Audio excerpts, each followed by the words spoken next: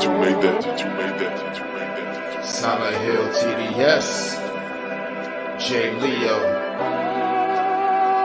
Hitchhikers,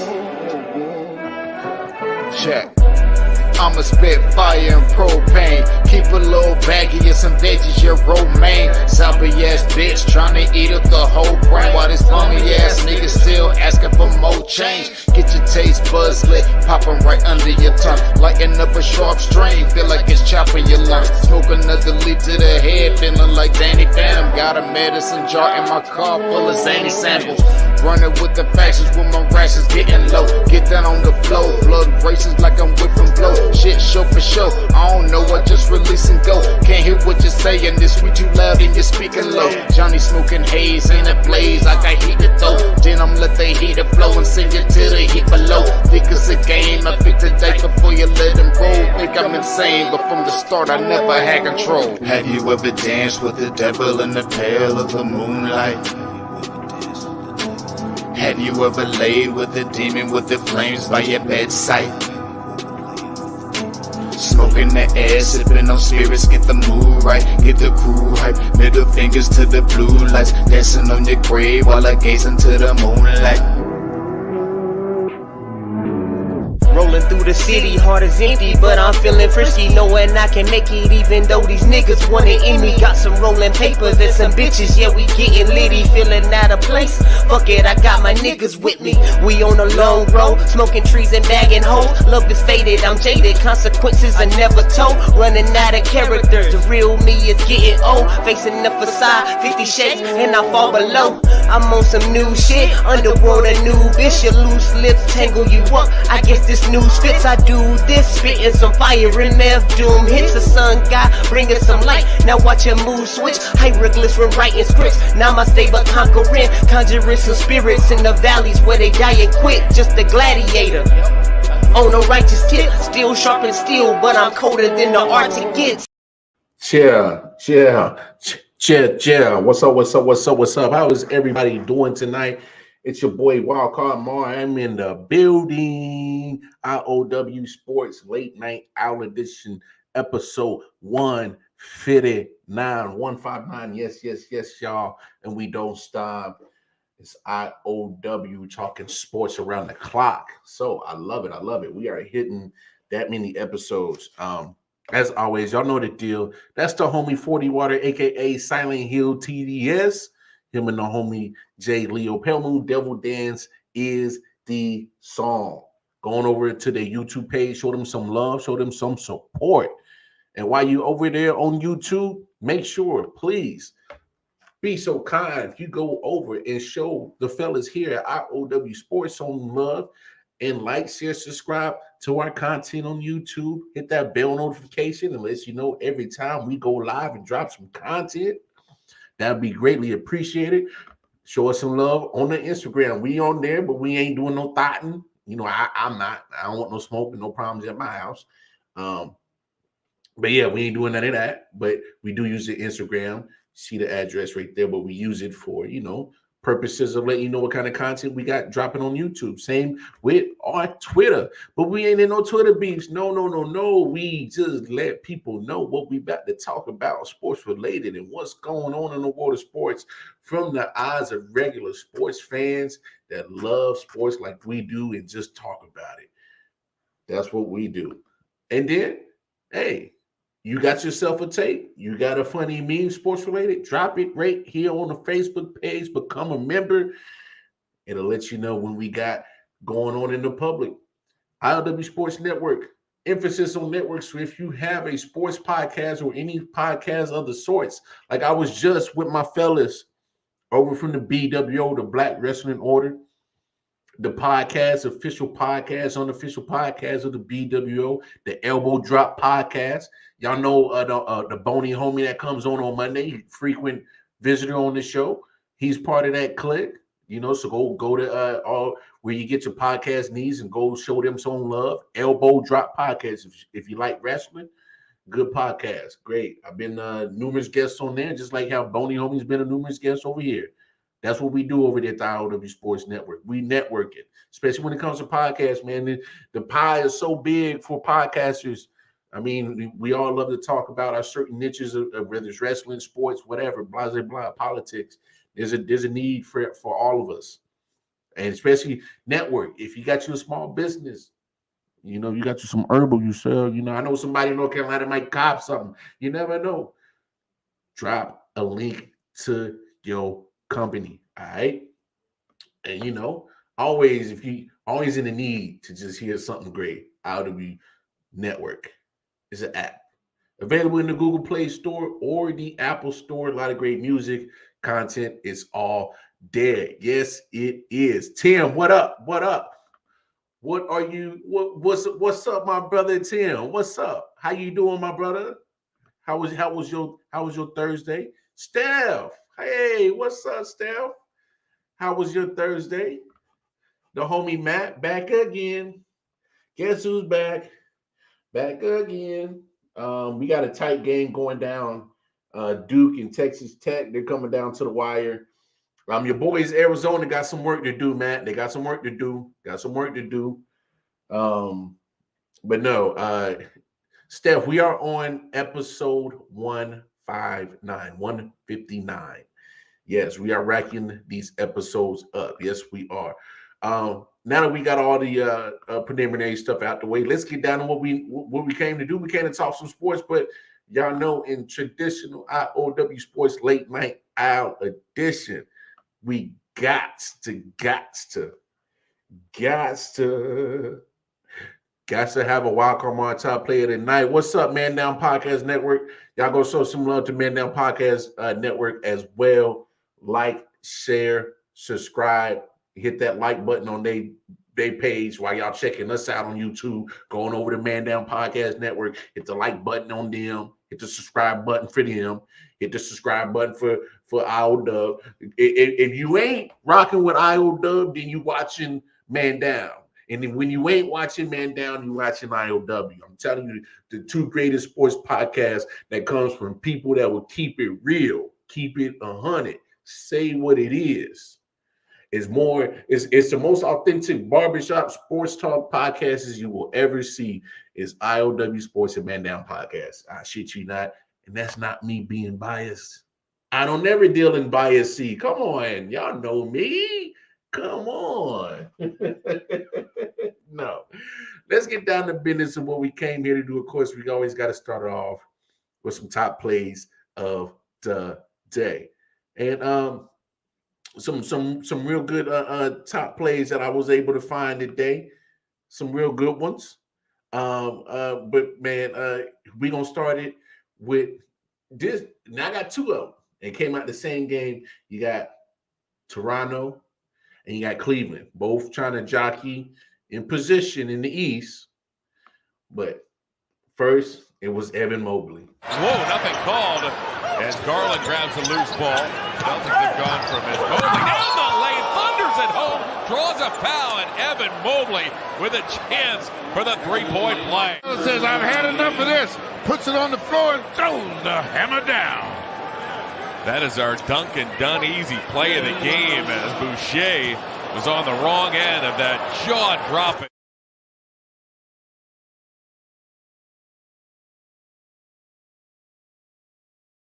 Wow. Not flashy, but hey, if you're going to get in the way of the big train, you better be ready. But what was great about that dunk, literally the next play, after what Evan Mobley did, after he converted the free throw. Whoa, nothing called. Excuse me, I got trigger fingers. Trigger fingers got happy. After Evan Mobley did that, Scotty Barnes turned around and did this. Opportunity is 67% free throw shooter. It's February 1, Cleveland 10-11. Here's Precious. Barnes with the two-handed slam. Awesome execution. Scotty Barnes set that up, but that was a play out of the timeout.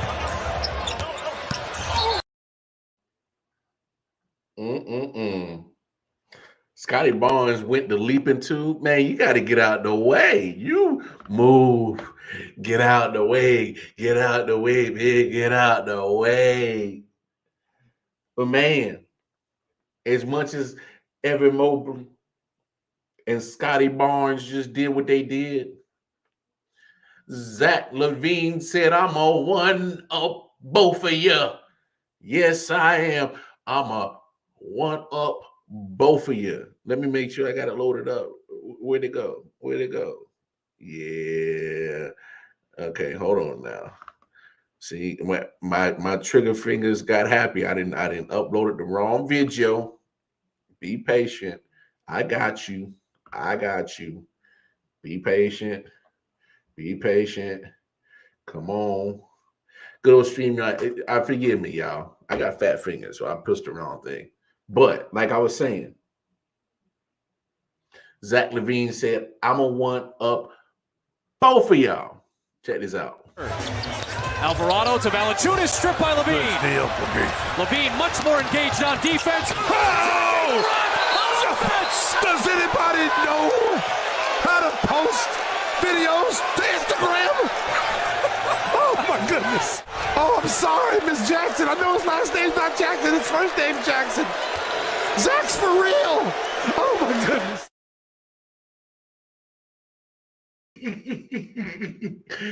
Is it me, but the announcers make that thing everything? Like I gotta watch that again because that was hilarious.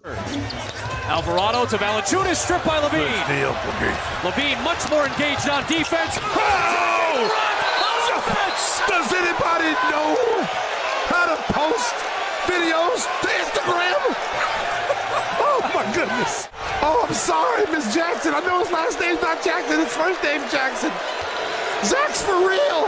Oh my goodness. I'm sorry, Miss Jackson, but Zach is for real.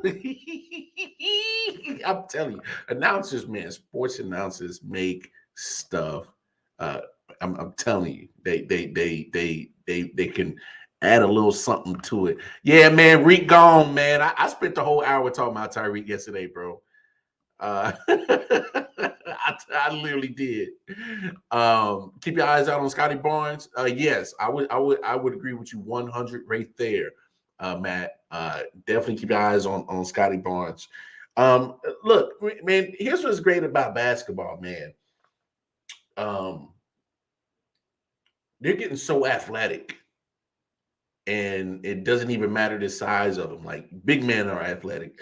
I'm talking about literally 1 through 5. Like Embiid is one; he's athletic as hell, and so especially if you start getting these bigger men that are be able to pretty much play the whole court, where they're a problem everywhere. Like Embiid shoots threes; he don't shoot a shit ton, but you know he can get hot back there, mid range.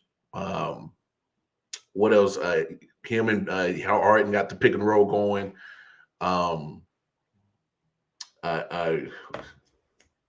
Not the step back. Well, I guess he does kind of like a little fadeaway when he backs down people and does the spin fadeaway. MB got a good little bag of tricks. Yeah, I thought that was funny too. Little boxes. Good to see you again, brother. He said, "Does anybody know how to post videos?" But no, I mean, game of basketball is in good hands. It's in good hands. But sometimes you need ambassadors. And what I mean by this, you need ambassadors. So there was a situation that happened last night with the Miami Heat. And check this out.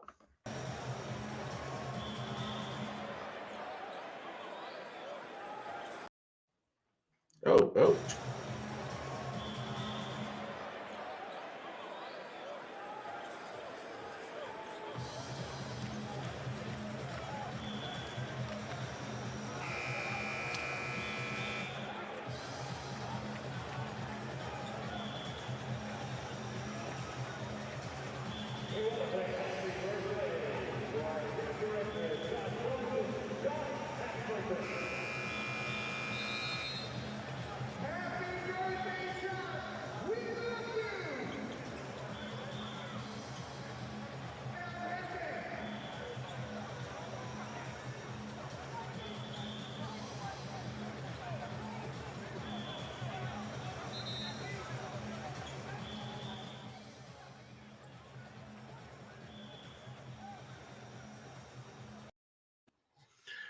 That exchange went on for a good while. So at the beginning of it, it was Udonis Haslam and Jimmy Butler getting into it, and then it turned to Spoelstra and Jimmy Butler getting into it. But there's two things that I love about that clip.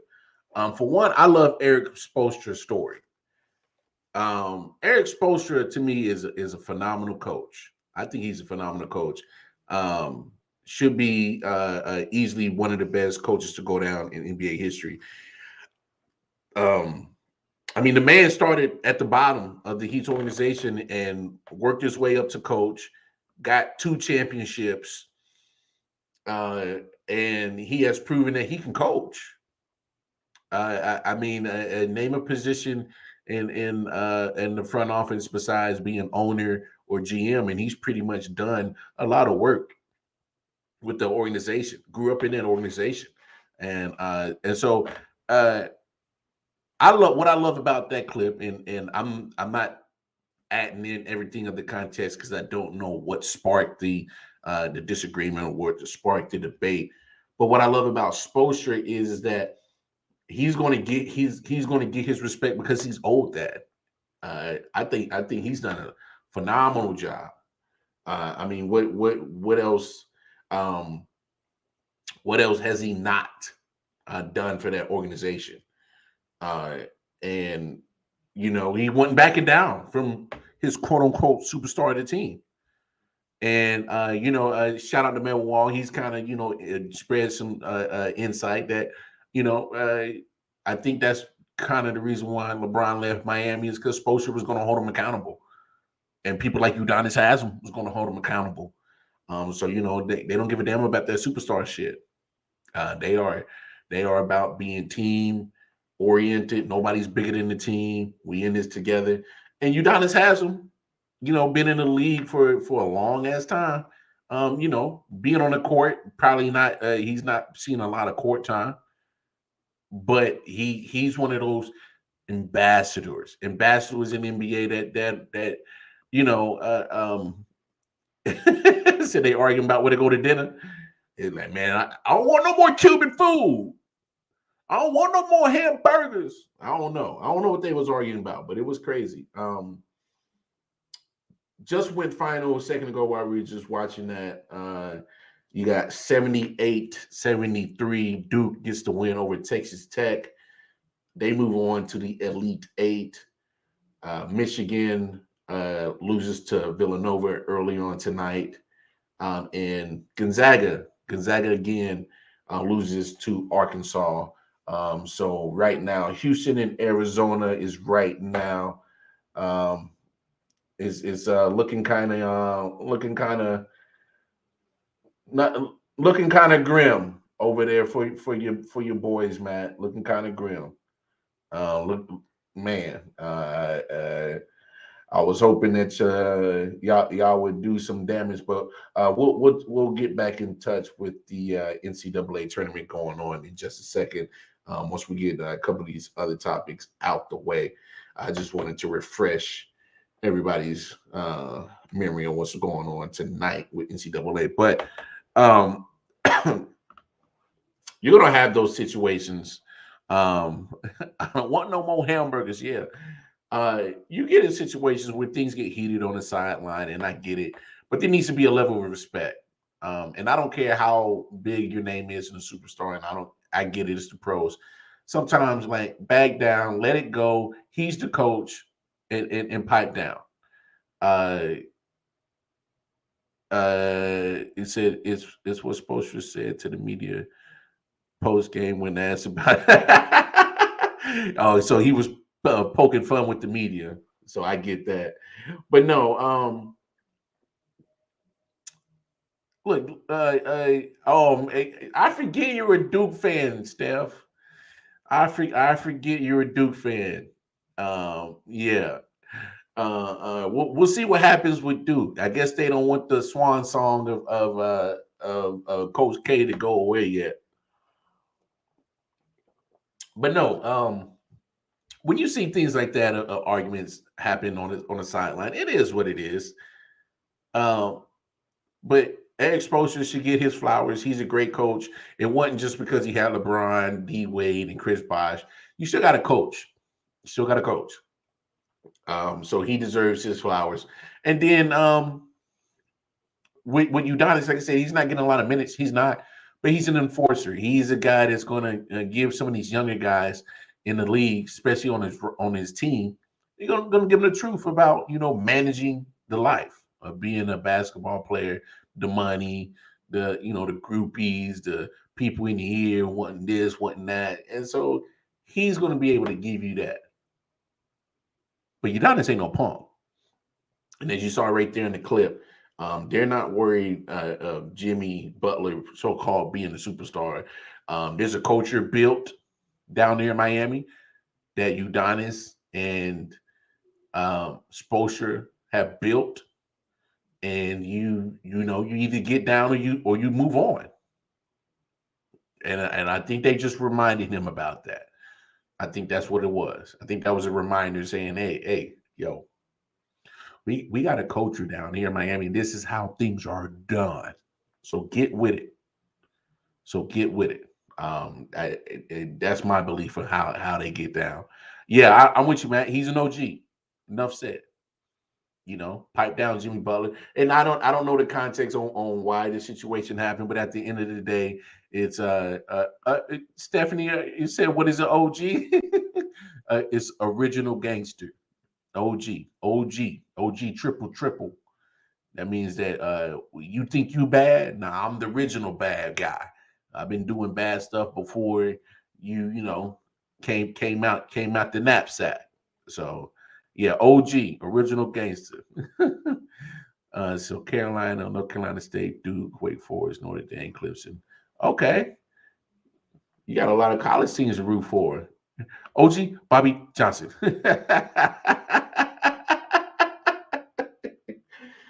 No, when you got players like that, they're going to hold each other accountable. And I'm not looking at this spat as it's going to be a breaking point for the Heat. I know they're still in the top, I think still in the top 2 in the East. Everybody pretty much has about a couple of weeks left in the regular season. Excuse me.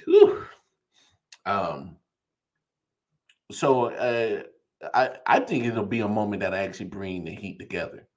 And when you look at the Heat, man, they dealt with a lot of injuries this year and still managed to maintain. Speaking of injuries, NBA has a huge injury. Memphis Grizzlies looks like they're going to be without Ja Morant for a minute, probably for the rest of the regular season. But let's take a look at Ja Morant's injury situation. With Ja, all that he tweaked his right knee in the Atlanta game, and we've been offloading him as much as we can, and really wanted to get a better look here in Memphis rather than on the road to kind of let that offloading give us a better look. And so our plan right now is we're going to reevaluate him in 2 weeks. That's the plan of action right now. We expect him to make a full recovery before the playoffs, so we're excited about that with 2.5 weeks left in the season. So that's the plan. He won't be here tonight just for tonight's game. We set up appointment, for his rehab, but we're excited about the plan that, we'll offload him early and then he'll start reloading pretty soon here, with that 2 weeks in mind to reevaluate. If this was, say, a playoff series, would you guys be taking a different approach? I think, as we've always done, we just take, the guidance, the recommendation of the medical team and what's best and stuff. So I'm not going to get into hypotheticals, but, we would reevaluate that and understand where we're at, but luckily we have 2.5 weeks left. And the team said, hey, this is the best course of action. Let's just take 2 weeks to kind of offload and then start reloading and get him ready, fully healthy for the playoffs. You were asked yesterday about Ja getting, scans. Did anything kind of come of that or reveal anything for you guys? No, just, nothing structurally, nothing, major issues or anything like that, just soreness that we just want to be really attentive to. Ja, is there any concern that there could be some rust by when you get to the playoffs? No, luckily, when he's been out before, part of the process is we always push guys, towards the end of when we expect them to come back. So, no concern there. Obviously, the playoffs are on the horizon. We want to be playing our best basketball, but with him, once he gets back in the gym, he goes full throttle to get ready to go out there and play a high level. Look, I'll say this. Bucks, I'm sorry. Grizzlies got this what they have left from the schedule. They have Milwaukee on the 26th. So that'd be Saturday. They have the Warriors on the 28th on Monday. That Wednesday, they got San Antonio, Phoenix, Utah, Denver, New Orleans, and Boston. So that's their 5 games. And looking at their schedule, the only teams that pretty much have nothing to play for is New Orleans and San Antonio. Tough stretch, if I say so. I think that's a real tough stretch to be dealing with this type of injury to one of your star players. I mean, if you really, really look at the standings, lucky for Memphis, they already got a playoff berth clinch. So that's a that's a good thing for them. Phoenix tonight already clinched the best record in the NBA. CP3 came back, but with Memphis, San Antonio, they're trying to get into the play-in tournament. New Orleans is in the play-in tournament, so that's it on the schedule. And right now, luckily for them, even if they lost all 9, they still wouldn't dip no lower than 3rd. So it's a gift and a curse. Because if you're talking about record-wise, if you want to keep winning, you're not going to do a lot of winning with that type of schedule because you're playing a lot of teams. So literally 8 of those 9 games, you're playing teams that are playing for something. You're playing for seeding, getting into the playoffs, getting to the play-in tournament, whatever. Those games are important. Matter of fact, all 9 games. Because San Antonio's trying to get into the play-in tournament. They're only 2 games back of the Lakers. New Orleans is at 9th. So they're in the play-in tournament. They're trying to stay in the play-in tournament. All those other teams are jockeying for playoff position. So, in all honesty, all 9 of those games matter. So there's a possibility that Memphis can possibly go into the playoffs in a bad losing streak. It's possible. But the good thing is, which I just stated a second ago, they got a playoff berth clinched. And they can only dip lower than 3rd. Third is the lowest they can go. And 2nd is the highest they can go. So that's it. It's either 2nd or 3rd. And I agree with the coach of Memphis. Hey, man, take precaution. Why not? Take precaution with John Morant. Don't rush him back. For what? Lowest you can move is 3rd. The highest you can move is 2nd.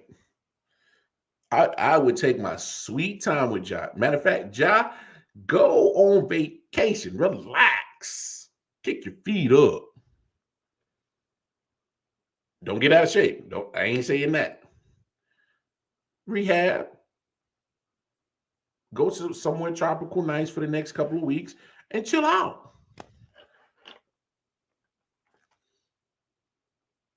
Because John Morant is very, very, very key to the success of the Memphis Grizzlies and what happens in the playoffs. If you don't have him at 100%, if you got him at 90, you can win. You prefer him at 100. You got him at 80, he might be able to do something. 75, okay. 50%, you playing with it.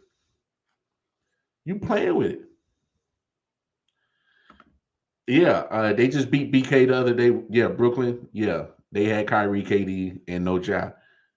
So Memphis, you took it right out of my mouth. Desmond Bane. I've been low key on Desmond Bane for a minute. I had him on a couple Wildcard Mars top plays, and I'm like, ooh, I like him. But I saw a couple of Memphis Grizzlies games, and I was like, oh man, I think the Memphis Grizzlies. Don't kill me, y'all. Don't kill me. I think the Memphis Grizzlies are the Golden State Warriors of the South.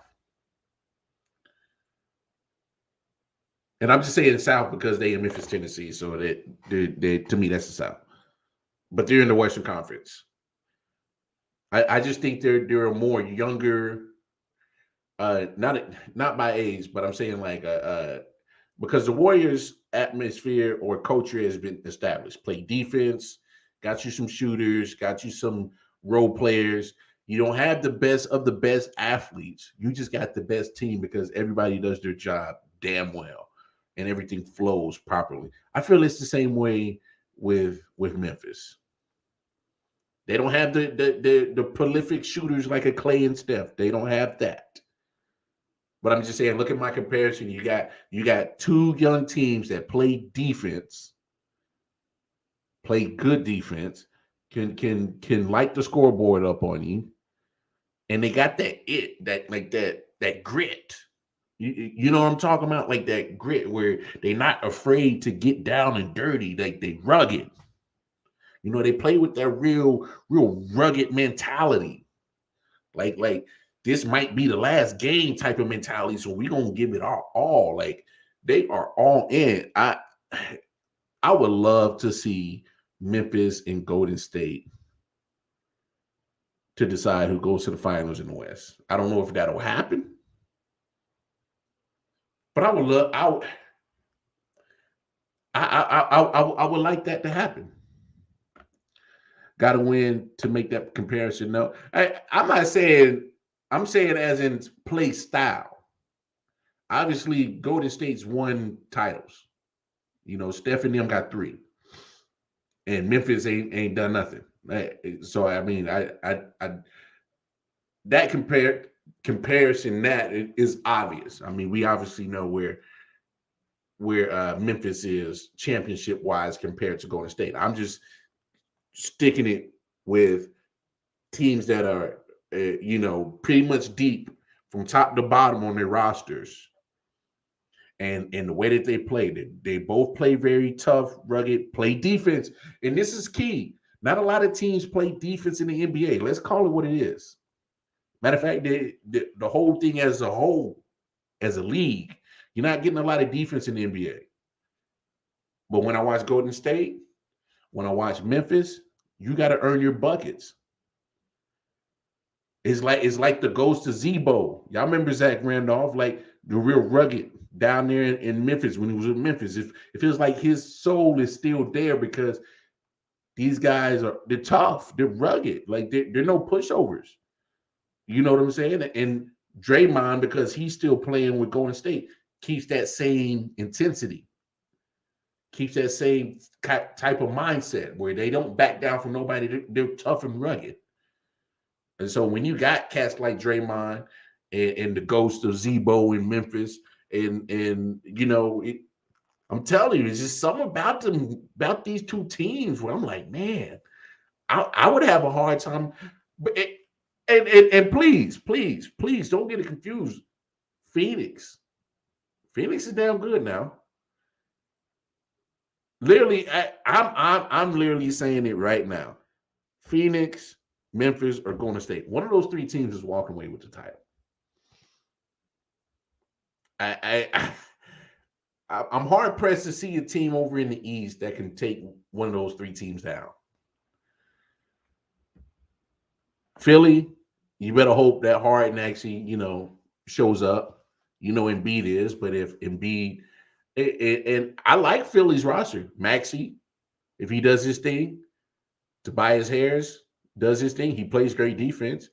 If you can just get 15 points out of him and a few rebounds, you're still good. I know Brooklyn is starting to get back together. Kyrie, vaccination's over. Bye, yay. Vaccination mandate's over. He can come back full time. But Brooklyn's about to spend the next 9 games trying to figure out how to play with each other. Now you got to figure out how to play with Kyrie full time. Yeah, I mean, it makes a difference of playing with a guy full time and not in part time. It makes a difference. Got to get adjusted to that. KD, barring any injuries. Blake Griffin, when he comes back for injuries. Same with him with LaMarcus Aldridge. I mean, you talking about cats that they gotta get back together and know how to play with each other again full time. Zebra, bro, go check the highlight reels of him punking down Boogie Cousins. Said to his face, "The hood I'm from, the bullies get bullied." Boogie said nothing, back down. Hey, Zebo was on another level of bullies, though. I remember what clip you talking about. Because Zebo told him straight up, "You don't want this smoke." And I think this was when Boogie Cousins was fresh in the league when he was with Sacramento. And Boogie was getting all them technicals. And this is when Boogie was still good coming out of Kentucky. He was a young bull. Thought he was going punk Zebo. And Zebo's been in the league for a minute. Zebo said, "Nah, man, bro, bullies get bullied." Where I'm from. I remember that. Bruh. Zebo's one of my favorite. Underrated basketball player. Underrated basketball player. But I love Zach Randolph, man. I love Zebo. It was his whole attitude. He was confident about himself. Wasn't afraid of nobody. Played tough. Played rugged. I love Zebo. You can have Zebo on my team. Like, I will put Udonis Haslem on my team. You know, I'm not doing that for basketball purposes. I'm doing that for mentality purposes. I want my team to have a certain mentality. I need them to have a Zebo, Udonis mentality. You got to be a dog. You got to be a killer. So, yeah, he was built for New York, Matt. You're right. Just imagine how that franchise would be had Zebo been in that building for a long period of time. But hell, I mean, the time he was there, he was an asset. All them times y'all were terrible, y'all had to move him somewhere.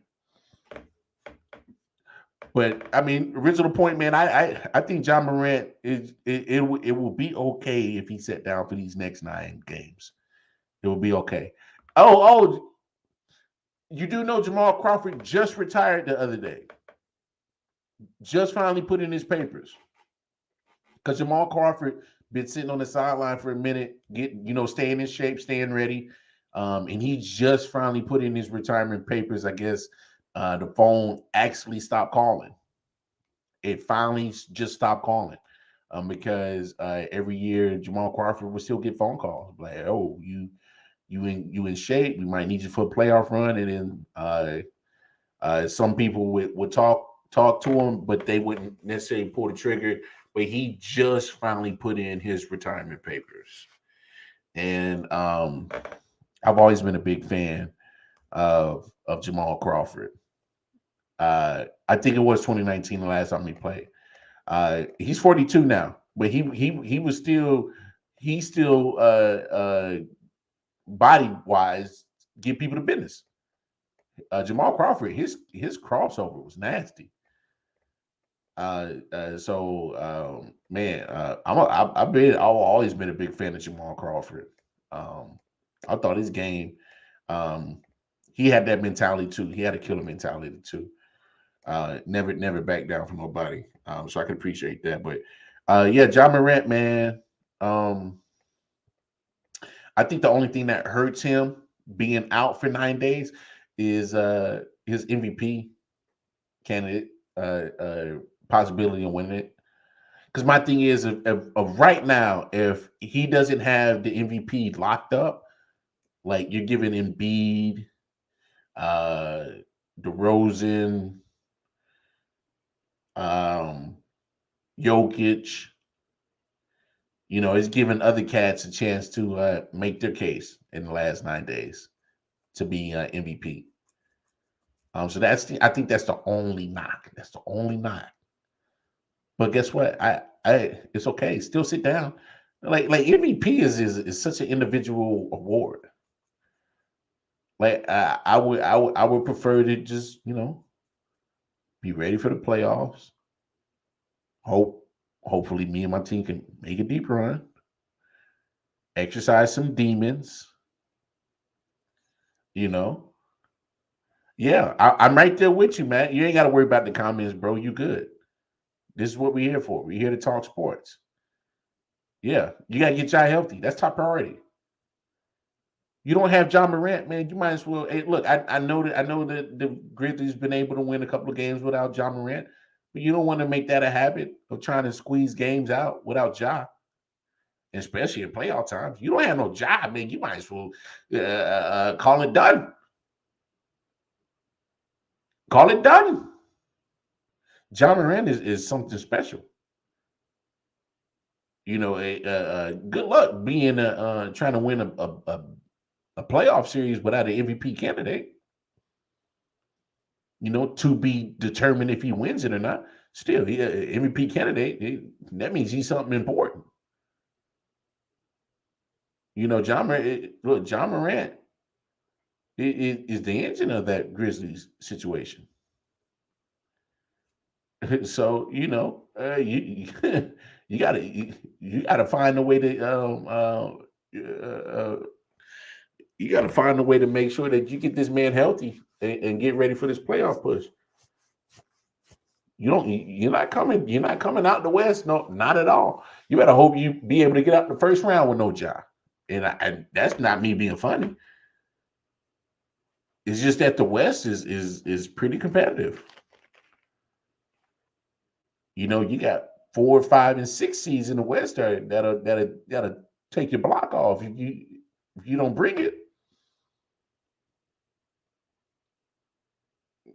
West is look the West Conference in the NBA is no joke, and I'm not saying the East is neither.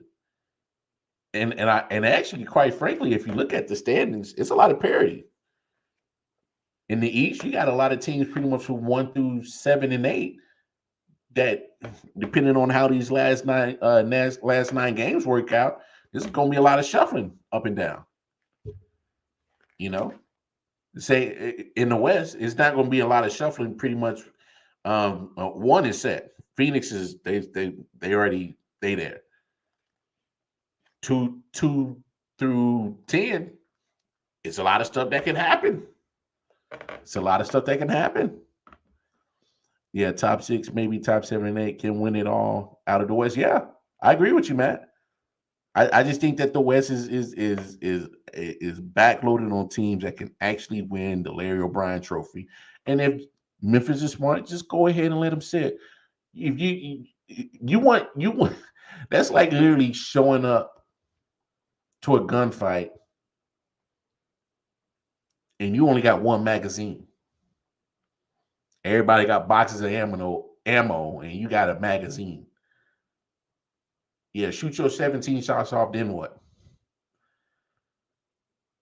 Well, you gonna throw a pistol at somebody? Like literally throw a pistol at somebody? What you gonna do? So John Morant is your AK-47. He's your 50 cal. He's whatever big gun you think you're gonna come in with to the playoffs. And if he ain't shooting right, then damn it, good the hell luck. Good luck. It's gonna be some tough sledding. But no, Memphis better make sure that they get Ja Morant right. Take the time, be all right. Yeah. Gauntlet for 2 months straight, bayonet style. Gotta have to poke a motherfucker. Oh man. But no, it's crazy. Speaking of basketball, let's transition to some basketball real quick. I know, Matt, I know you're hurting right now, bro. I know you're hurting. Your Wildcats just took that loss not too long ago. Took the L to Houston. And look, University of Houston's getting back to them 5-7 Well, what was it? 5-7 fly days, 5 slammer jammer. They trying to get back to those days. Y'all saw Hakeem was in the stands tonight. You know, hey, Houston's lately been a team that go on some deep runs in the tournament. Can't be mad at it. Hey, Duke with the squeeze out. They squeezed out that game tonight. 5-point game on Texas Tech. You know, they went on a good run to close that game out. Went on a 7-0 run.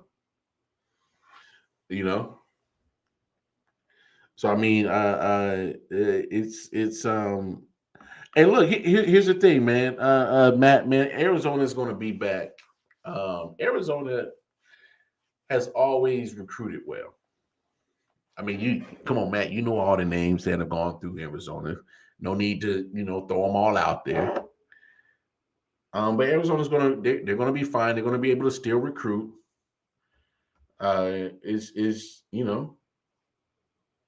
It's pretty much on who stays, who goes, who declares for the draft, who wants to, rebuild.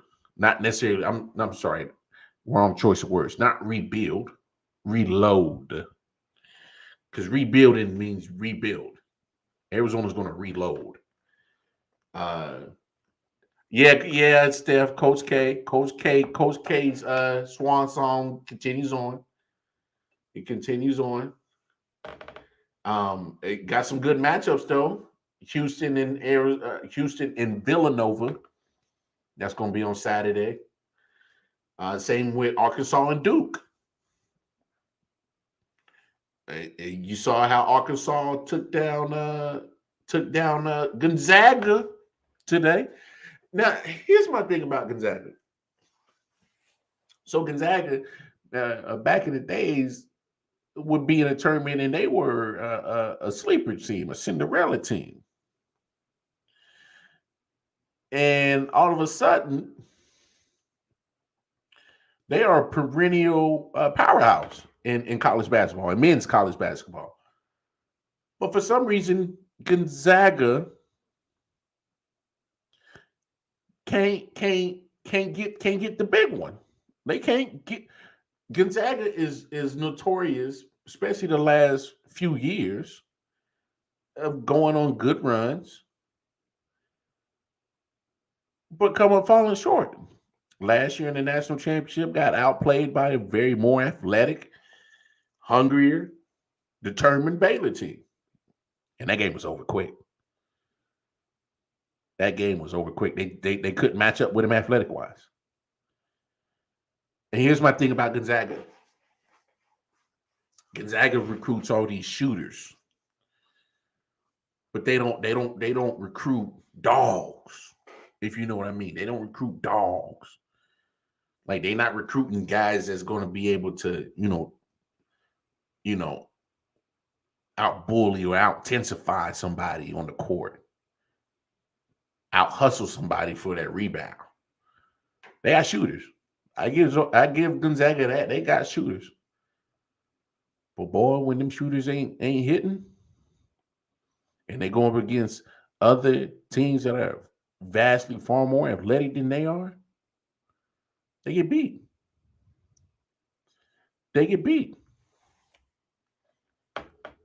And so, so you saying your new head coach came from Gonzaga and he was there for the last 20 years? Here's my thing.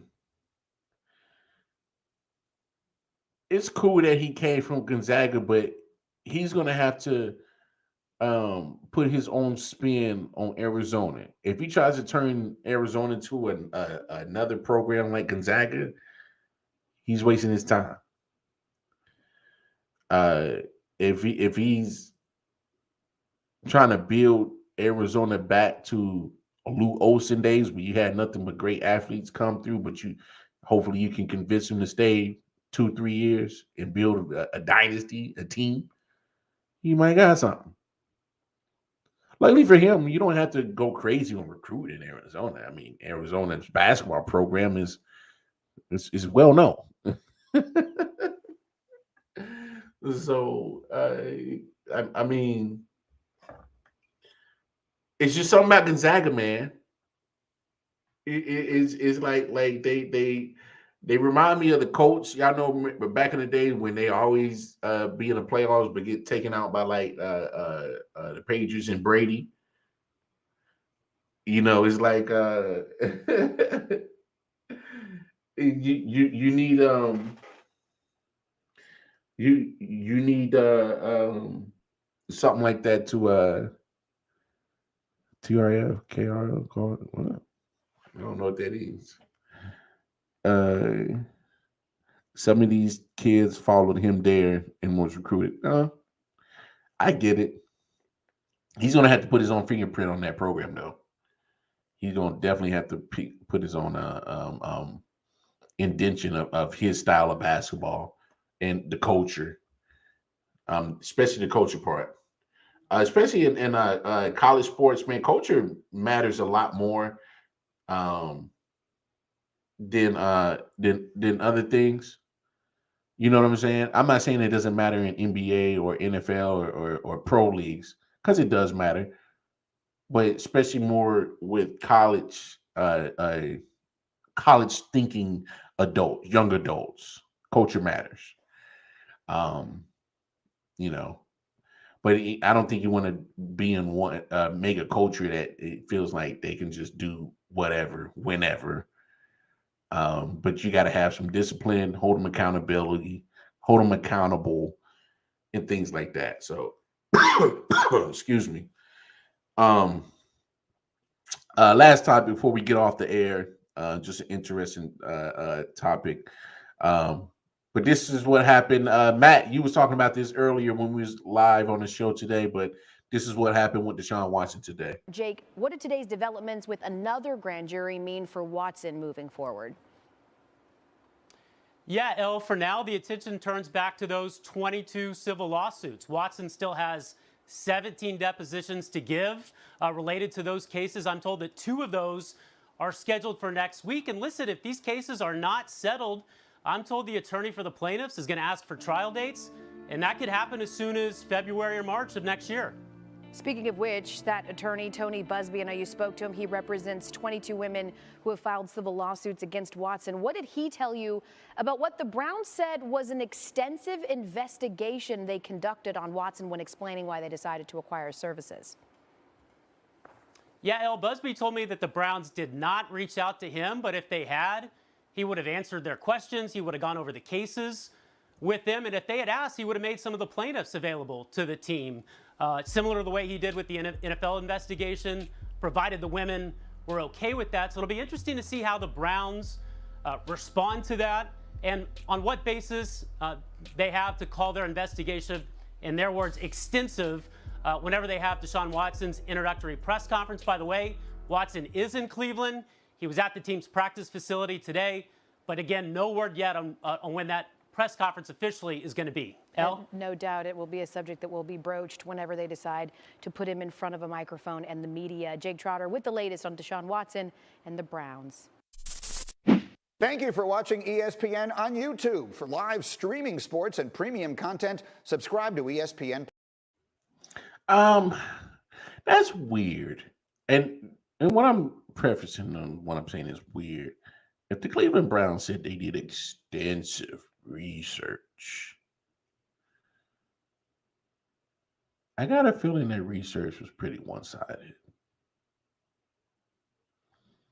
You know, I'm just saying, if I'm a billionaire and I'm about to give up draft picks and other capital to acquire this guy,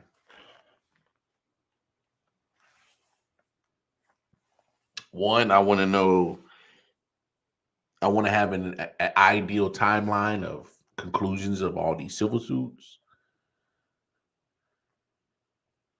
I would want to reach out to the people that are making these complaints, if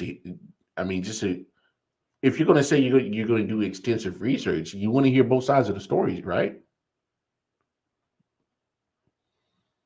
You know,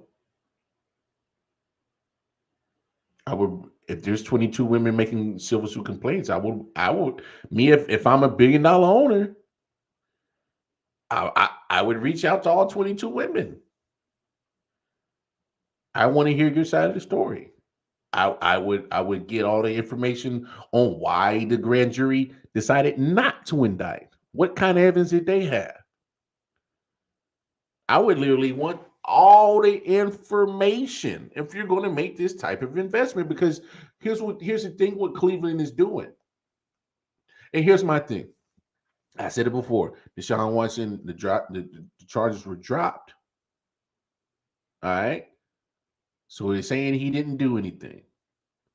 Obviously, we don't know what happened, but my thing is there's been other people that's been accused of other things, and they've been allowed to go back to their jobs. One thing that I despise is all these people harping on Deshaun Watson, who's maintained and claimed his innocence from the beginning. He's acquitted of these criminal charges, which was the biggest thing. Let's be frank. All them NFL teams lining up to make trade for Deshaun Watson don't give a damn about them civil suits. They wanted to make sure is he a criminal or not. And grand juries are saying, no, we don't have enough evidence to say he's a criminal. All right, it's been moving on as business as usual. And so please, I am of the belief, let that man get his money. Because if he wasn't deemed by the grand jury to be a criminal, he should be allowed to go get his money. Robert Kraft, Jerry Jones, Daniel Snyder, 3 owners of NFL teams who actually got in trouble. See, but their pockets was able to make some shit go away, but they actually did some shit. You know? They were allowed to continue on to being $1 billion owners of these NFL franchises. So why can't Deshaun go and continue on being a quarterback and be a millionaire? Where's the disconnect? But I just find it funny that if I'm the Cleveland Browns, before you even acquire this man, I would make sure I would want to get both sides of the story. Just to know and try to come up and formulate your own truth. You know?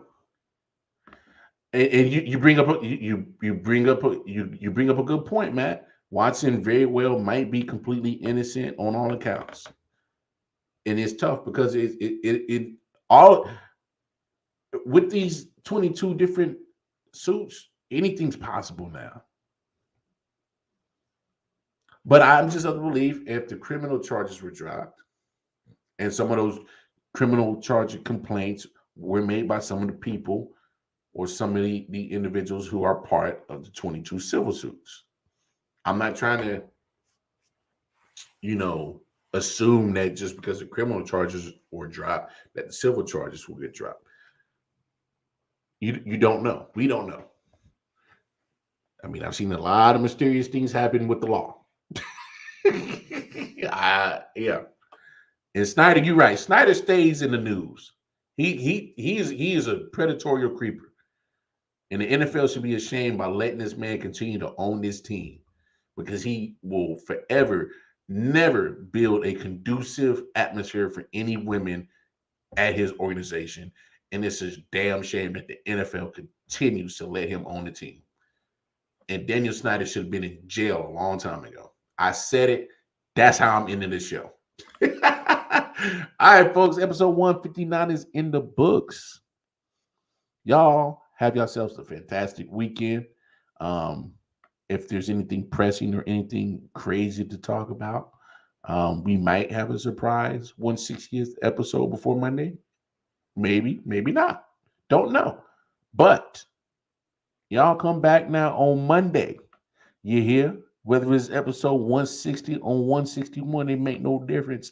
It'll be the same wild card midnight hour, same wild card mark.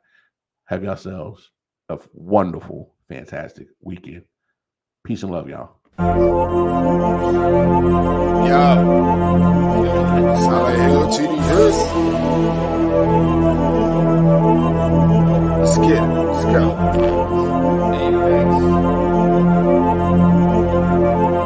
Yeah. Alright, let me get serious this time. Yo, I'm on my God of War shit. All the war spits, let the bass kick, nigga, feel the fucking floor lift. Watch your pores rip from these razor blade fingertips. Smoke hit your face like a hammer fist. Outstanding with suicidal flow. Nose diving to a free fall. Speedball, cannonball, jugging out on Adderall. I just watch the bodies fall. Supercharged like Dragon Ball. When I spit this fire out my mouth, you hear the dragon skull. Deadly with explosiveness, just off of this and woven silk. Grinding rappers, flesh in the syrup and call it muscle milk. So nutritious, my hunger forever endless. I'm vicious and bloodthirsty, my nigga. I handle business pretentious, I leave them injured. Eating figures for dinner, underground like Matt the Splinter. Then hibernate for the winter. Illiterate, so I can give a fuck about the sentence. Belligerent, so I don't give a fuck about repentance. Johnny plays with a bag of haze, over roast spirits. I'm forced to be reckoned with when I'm beating all limits. These lyrics are packed with venom. Rattlesnakes in the kitchen, cooking a recipe full of poison. I leave them finished. Come to punches, yo, I only landed threes. These thick five MCs is copping plan B. Never was a M fan, they can't stand me. Been dope since before Hope sampled Andy. If it's smoke, I ain't gon' blame the jammy. Cause smoke, my hands is nicer than your granddaddy. Don't spar unless you a piece and a half. If you same boat when I put feet on the track, I fuck MCs up, I'm bringing evil back. Yeah, though I walk through the valley, I push it. They gon' find rappers that got at me in my footprints.